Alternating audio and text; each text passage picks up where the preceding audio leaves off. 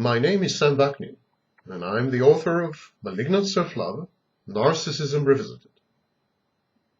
The concept of uncanny valley was coined in 1970 by the Japanese roboticist Masahiro Mori.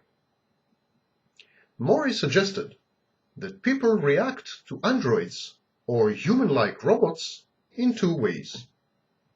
When these robots or androids differ from real humans in a meaningful and discernible way, when it's easy to tell them apart from human beings, human observers react positively. They are amused. They even form attachments. But the minute these contraptions, the minute these robots or androids come to resemble humans, uncannily, albeit imperfectly, human observers tend to experience repulsion, revulsion, and other negative emotions up to and including fear. So, real human-like robots who resemble humans too closely for comfort, provoke negative emotions. Indeed, we react the very same way to narcissistic psychopaths. Psychopathic narcissists are near-perfect imitations of humans, but lacking empathy and emotions. They are not exactly there. They are not exactly up to scratch. They are not exactly human. Psychopaths and narcissists strike their interlocutors as being some kind of alien life forms or artificial intelligence. In short, psychopathic narcissists are akin to humanoid robots. They are our flesh and blood version of androids. When people come across narcissists or psychopaths, the uncanny valley reaction kicks in. People feel revolted, scared, repelled. They can't put their finger on what is it exactly that provokes these negative reactions, but after a few encounters, and invariably, they tend to keep the distance and stay away. Why is that?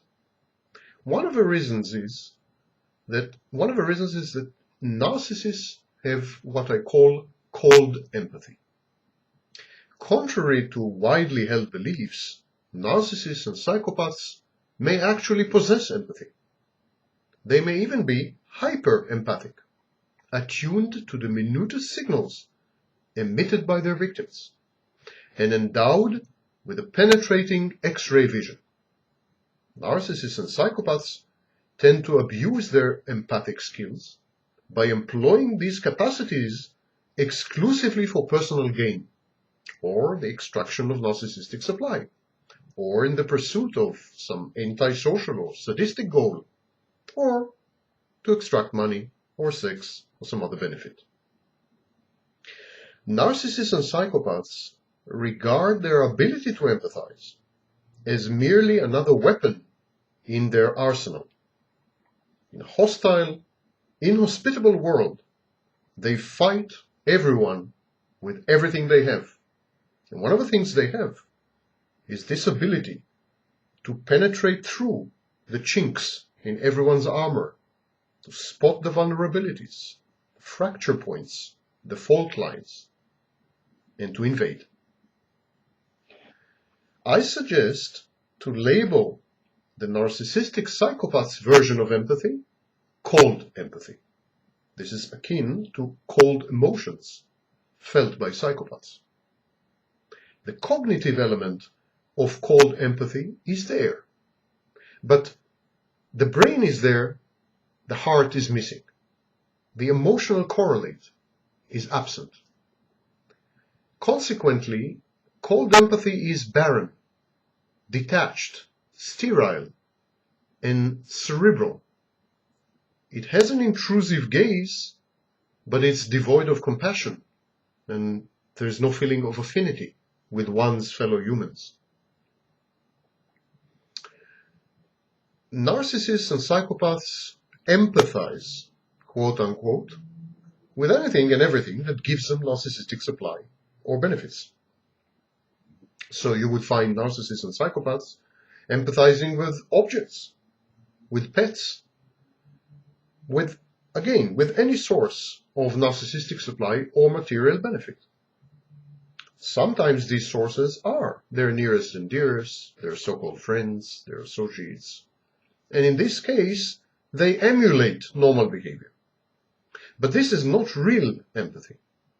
It's a mere projection of the narcissist or psychopath's own insecurities and fears, needs and wishes, fantasies and priorities. This kind of displayed demonstrative empathy usually vanishes the minute its subject ceases to play a role in the narcissist or psychopath's life and in his or her psychodynamic processes. In other words, if you are not there to provide narcissistic supply or some other benefit, the narcissist or psychopath is not likely to empathize with you. It's a quid pro quo. I give you empathy, you give me what I need. What is this empathy we keep talking about? Empathy is the ability to put oneself in someone else's shoes. It's the ability for a split second, for a minute, for an hour, for a day, to inhabit someone else's universe, to immigrate across the unspoken, invisible boundary that surrounds each and every one of us. And for that period of time, to adopt, to understand, to assimilate, and to gain insight into the needs, priorities, fears, and wishes of someone else.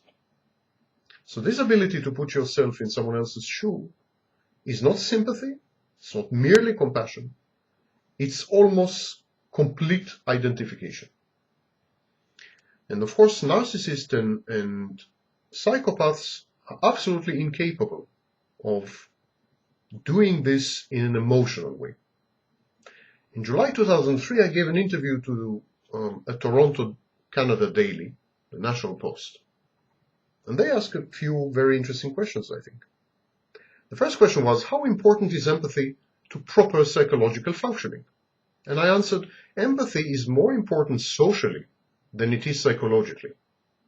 The absence of empathy, for instance in the narcissistic and antisocial personality disorders, predisposes people to exploit and abuse others. Empathy is the bedrock of our sense of morality. Arguably, aggressive behavior is as inhibited by empathy as it is by anticipated punishment. But the existence of empathy in a person is also a sign of self-awareness, of a healthy identity, of a well-regulated sense of self-worth, of personal boundaries, and of self-love in the positive sense. Its absence denotes emotional and cognitive immaturity, an inability to love, to truly relate to others, to respect their boundaries and to accept their needs, feelings, hopes, fears, choices, and preferences as autonomous entities. And how is empathy developed? Asked the Post. Well, it may be innate. Even toddlers seem to empathize with the pain or happiness of others, such as their caregivers, mother, father. Empathy increases as the child forms a self-concept, an identity. The more aware the infant is of his or her emotional states, the more he or she explores his limitations and capabilities. And the more he does that, the more prone he is to projecting this newfound knowledge onto others. By attributing to people around him his newly gained insights about himself, the child develops a moral sense and inhibits his antisocial impulses. The development of empathy is therefore a part of the process of socialization, of becoming a social being. But as the American psychologist Carl Rogers taught us, empathy is also learned and inculcated. We are coached to feel guilt and pain when we inflict suffering on another person. Empathy is an attempt to avoid our own self-imposed agony by projecting it onto another. Question: is there an increasing dearth of empathy in society today? Well, My answer is that social institutions that reified, propagated, and administered empathy have imploded. The nuclear family, the closely knit extended clan, the village, the neighborhood, the church, have all unraveled.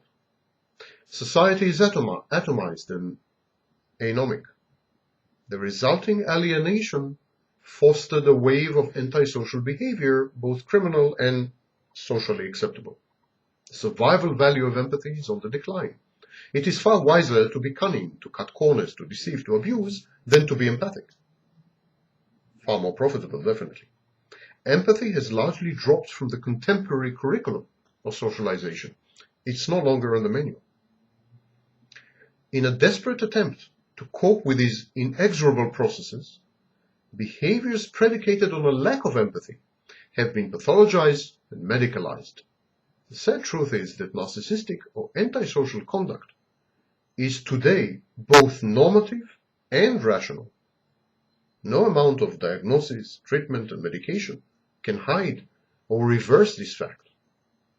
Ours is a cultural malaise which permeates every single cell and strand of the social fabric.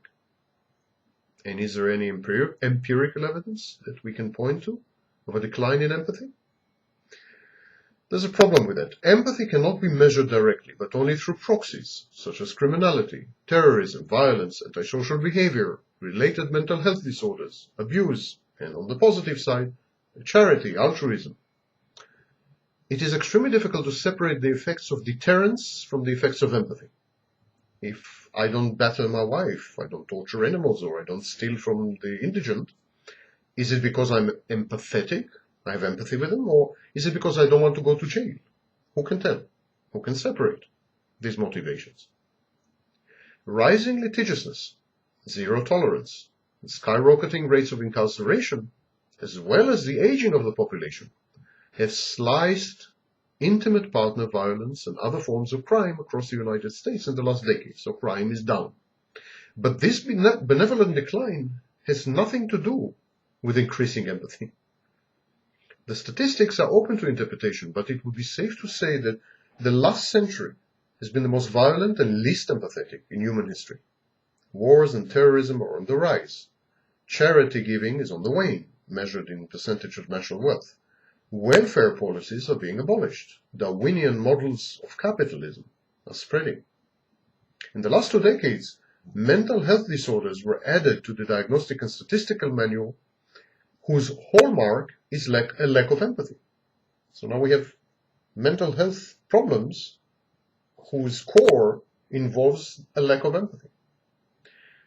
The violence is reflected in our popular culture as well. Movies, video games, books, the media itself. So empathy, supposedly a spontaneous reaction to the plight of our fellow human beings, is now channeled through self-interested and bloated non-governmental organization or multilateral outfits. The vibrant world of private empathy has been replaced by faceless state largesse. Pity, mercy, and the elation of giving have all become tax deductible. And it is a sorry sight indeed. A sorry sight because the world has become the psychopathic narcissist world. It is his world now. It is his age, his epoch, his era. Welcome to the narcissistic psychopaths period.